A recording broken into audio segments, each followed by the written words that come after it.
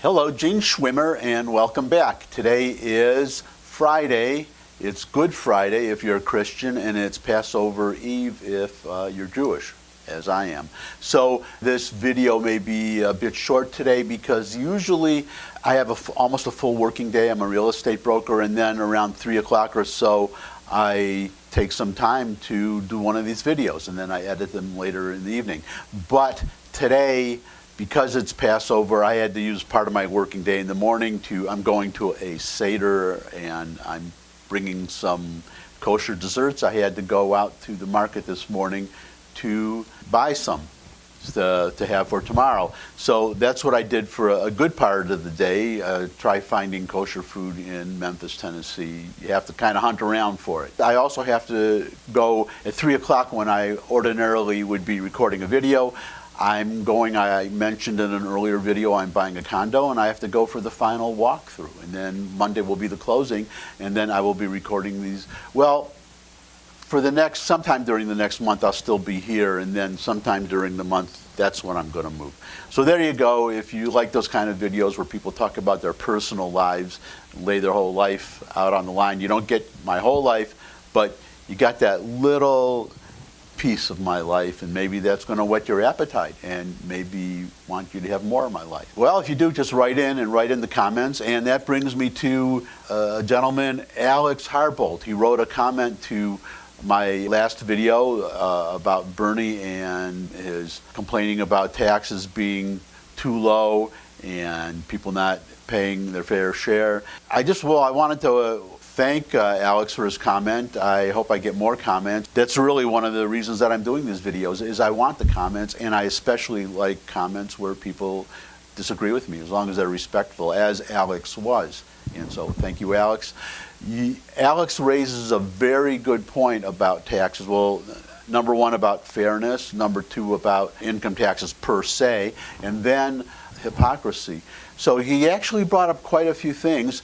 I want to comment on all of them. I just don't have time today. But again, I wanted to thank Alex for taking the trouble, even if it's only a short note, to write his comment. Maybe someday I'll be getting so many comments that I can't read them all and can't respond to them all, but if you comment now, you're getting in on the ground floor, and I have plenty of time because I don't have that many viewers, so I have plenty of time to read comments and then to comment on the comments if I want to, or just thank you for the comments. So what do I want to talk about today? It's going to be brief, as I said, but I guess I want to talk about global warming, and which the proponents now call climate change. And this is the main point that I want to address. Not exclusively about global warming, but about all these arguments that the world is doomed and we have to spend tons of government money to fix this, that, or the other thing. This is why you're lucky to have, most of these videos are done by young millennial XYZ generation. I've lost track of all the generations that have come after me. So that shows you how old I am. I'm 67. But one of the advantages of having an older vlogger is that we can talk about life experience. So if you're young and then you're reading and hearing all about the urgency of dealing with global warming, that's the only such claim that you may have experienced in your whole life because you're so young.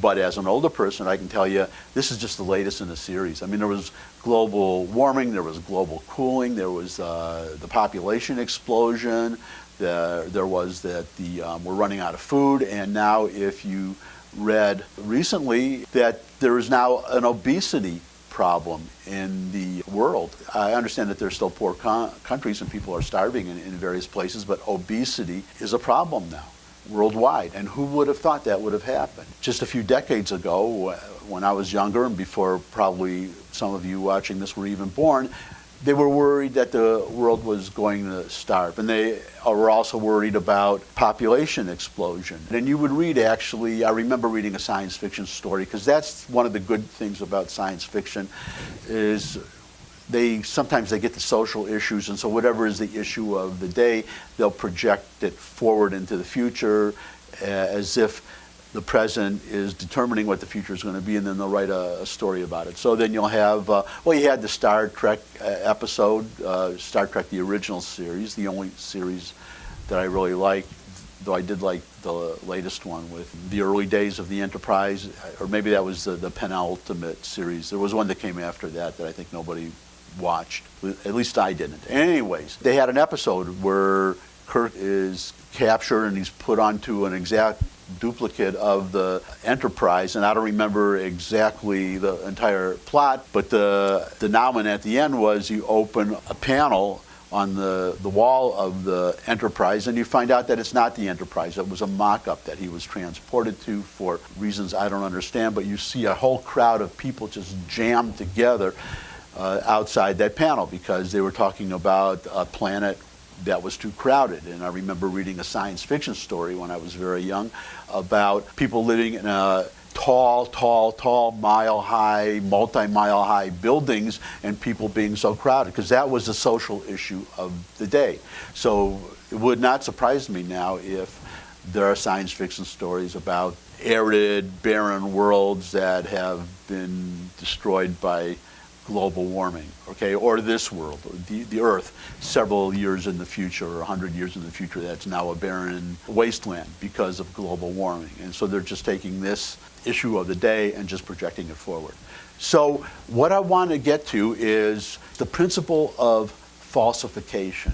And this is the problem that the global warming proponents have, besides the numerous scientists who actually are climate experts who say it's not a danger. So what is falsification? People say that there's no global warming is like saying the world is flat. Okay, if you believe that global warming is not a danger, you must believe the world is flat. So let's do a little experiment here. Just for the sake of argument, I say the world is flat. Okay, you say the world is round, I say the world is flat. Now, how do we settle this argument? Well, in this century, it's easy. You can just send a rocket into the air and you can look at the Earth and you can see whether it's round or if it's flat. And if the world is obviously round, then I'm wrong and you're right. Okay, but actually the world is not round. Believe it or not, it's not round. It's slightly pear-shaped, but we'll go with round.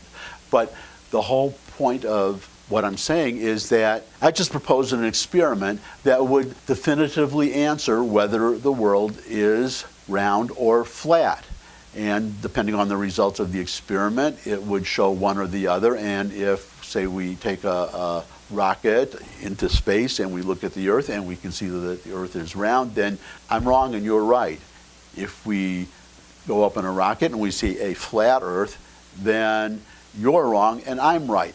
Or we can just do what Columbus did. That's how they settled the argument then, is you just start at one point on the Earth, and these days you could use an airplane and just keep going in one direction. And if you eventually come back to where you started, then that proves the world is round. And that is the problem that the global warming believers have with their religion, is they propose no experiment that would settle the argument one way or the other. What they do is they move the goalposts. Al Gore will say, we have this many years. He said in 2006 that we have until 2016, and if we don't solve that problem within 10 years, then it's too late. All right, this is 2019. So what do we do now? Well, number one, if it's too late, I mean, if there's a hurricane coming right now, and I warn everybody that there's a hurricane coming, it's going to be here tomorrow, and nobody listens to me, do I sit here and stay here with them and keep arguing? No, I get the heck out of there. And then I'm sorry, they didn't listen to me. In other words, you change your behavior. If there's an emergency, you act like it's an emergency. And that does not happen with global warming. What they did was, when 2016 came around and the global warming, which is based totally on computer models, did not happen, then they just changed the date. They said 2020, and now we have Alexandria Ocasio-Cortez saying that we have 12 years. So we have another 12 years. They will just keep changing the date as it doesn't happen. So that tells me that they, number one, there's another motive here. The polar bears, I just read an article, the polar bear population is increasing. But we were being told that the polar bear population was decreasing. But it's not, it's increasing. So you get my point. If they're really worried about this, then why isn't their behavior not consistent with what they're worried about?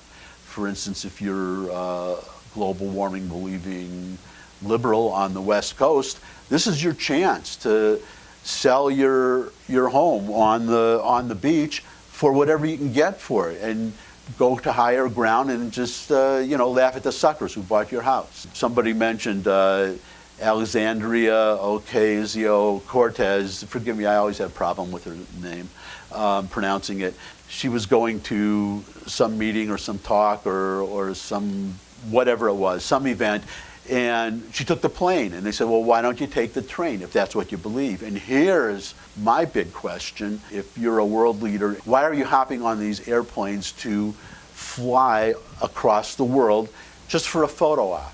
Is it really that important to take a plane if we have this great emergency with global warming? We have video conferencing. Everybody can stay, every world leader can stay in their offices and just go on a computer screen, and they can talk to each other. And I guess you could do like you see on the talking head shows, they have the little tiles of several faces at once. So you can do that. Everybody can see everybody's faces, and you could broadcast that over the world, and everybody could see it. And then you could show. If I were Donald Trump, that's what I would do. If they have a global warming conference or whatever, he could say, okay, well, this is so important.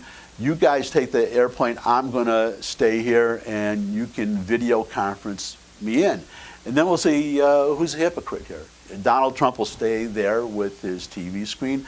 All these people will create these giant carbon, I guess it would be airplane prints, not footprints, but airplane prints, just to have a photo op, to talk, to have a conversation that they could have had staying right where they are. And another point I would bring up is nuclear power. If you want liberals and conservatives or global warming believers and non-believers, here's a place where we can all compromise, because we will all support nuclear power, at least the people on my side. The non-believers, we believe in nuclear power, we support it, so nuclear power does not create this carbon footprint. It's clean energy, so why can't we agree on that? But they don't. They want green power, they want sunlight power, they want wind power, and that tells me that they have, well, it tells me two things. It tells me, number one, that however serious they think global warming is, they don't think the threat of global warming outweighs the threat of nuclear power, or they would embrace it, and then we could all get along and we could all do it.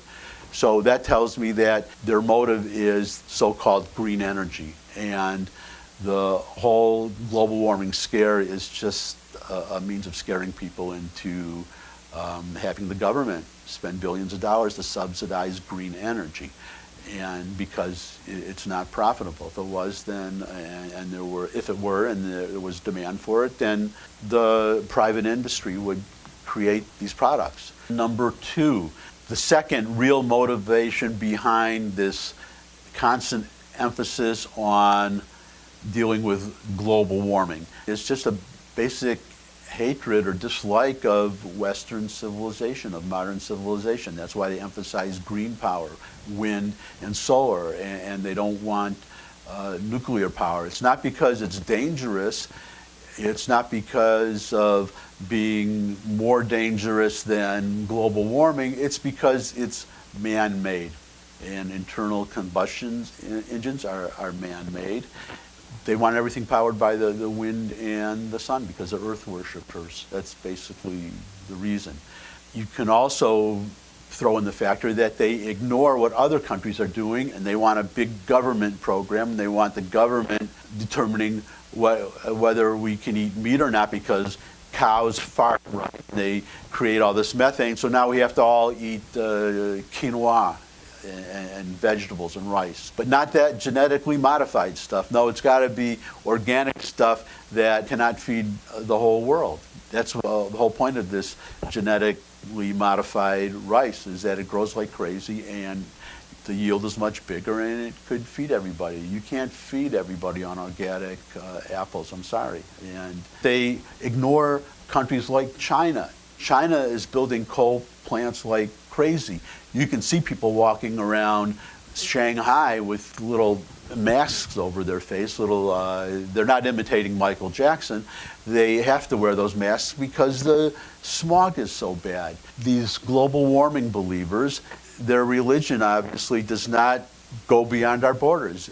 They should, if they really believe in global warming, they would talk about China and these other countries. And they would be writing to Washington and marching in the streets for us to pressure the Chinese to change their behavior. But they don't talk about China because China, they're a third world country. They're not white males. That's basically it. I guess I'm starting to go on too long. I thought it was going to be a short video. It's turning into a long one. So I'm going to just stop here, and I'll see you all soon. As I said at the beginning, have a great Easter, all my Christian friends, and have a great Passover. And I hope to see you soon. Bye.